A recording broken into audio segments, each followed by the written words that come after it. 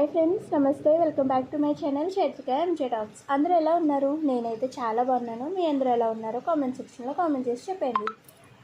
ఈరోజు అయితే simple breakfast రెసిపీతో అయితే మేము ముందుకు వచ్చేసాను. అదేంటో కాదు, సేమియా ఉప్మా అనమాట.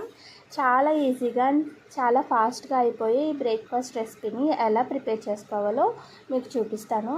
నాకు తెలిసి ఈ రెసిపీ అందరికీ తెలిసే ఉంటుంది, కానీ కొత్తగా ఎవరైనా ఈ వంటలు నేర్చుకునే వాళ్ళు ఉంటే, లైక్ కొత్తగా మ్యారేజ్ అయిన వాళ్ళు కానీ, లేదంటే బ్యాచిలర్స్ కానీ, ఇప్పుడిప్పుడే వంటలు స్టార్ట్ చేస్తున్న వాళ్ళకి కానీ ఎవరికైనా యూస్ అవుతుందేమో అనేసి వీడియో అయితే చేశాను.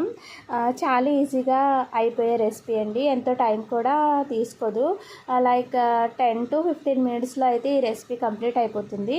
సో లేట్ చేయకుండా అయితే ప్రాసెస్లోకి వెళ్ళిపోదాం. అందుకన్నా ముందు నా ఛానల్ని కనుక మీరు ఫస్ట్ టైం చూస్తున్నట్టయితే ప్లీజ్ లైక్ చేయండి, షేర్ చేయండి అండ్ సబ్స్క్రైబ్ చేసుకోండి. అండ్ అలాగే పక్కనే ఉన్న బెల్ ఐకాన్ అయితే యాక్టివేట్ చేసుకోవడం మర్చిపోకండి.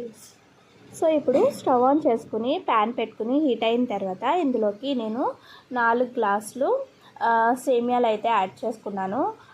4 గ్లాసులు అంటే టీ గ్లాసులు ఉంటాయి కదా, దాంతో అయితే 4 గ్లాసులు యాడ్ చేసుకున్నాను. వీటిని బాగా రోస్ట్ చేసుకోవాలి. మనకి సూపర్ మార్కెట్స్లో అయితే రోస్టెడ్ సేమియా కూడా దొరుకుతుంది. నాకు తెలిసి ఇది రోస్టెడ్దే. మళ్ళీ ఈ రెసిపీ ప్రిపేర్ చేశాక జిగురుగా వస్తే కనుక నాకు మళ్ళీ అదో ఫీలింగ్ ఉండిపోతుంది, ఫ్రై చేసేసి ఉంటే మంచిగా వచ్చేదేమో అన్న ఫీలింగ్. సో అందుకే అలా ఆ ఫీలింగ్ రాకుండా నేనైతే ముందుగా ఫ్రై చేసుకుని పక్కన పెట్టేసుకున్నాను. ఇప్పుడు ఇందులోకి 3 టీ స్పూన్స్ అయితే ఆయిల్ వేసుకోవాలి. ఆయిల్ వేసుకుని హీట్ అయిన తర్వాత ఆవాలు, మినప్పప్పు, శనగపప్పు, పల్లీలు అయితే వేసుకుని బాగా గోల్డెన్ బ్రౌన్ కలర్ వచ్చేంత వరకు ఫ్రై చేసుకున్న తర్వాత ఇందులోనే మనము 2 ఎండుమిర్చి అయితే కట్ చేసుకుని వేసుకోవాలి.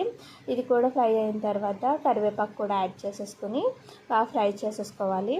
తర్వాత మనం ఇందులోకి 1 మీడియం సైజ్ ఆనియన్ అయితే కట్ చేసి యాడ్ చేసుకుని బాగా ఫ్రై చేసుకోవాలి.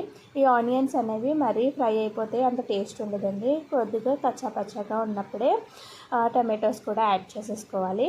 ఇప్పుడు ఇవి బాగా మగ్గిన తర్వాత ఇందులోకి మనము వాటర్ అయితే యాడ్ చేయాలి. నేను 4 టీ గ్లాసులు అయితే వాటర్ తీసుకున్నాను కదా, 4 గ్లాసెస్కి 8 గ్లాసెస్ వాటర్ అయితే యాడ్ చేసుకున్నాను.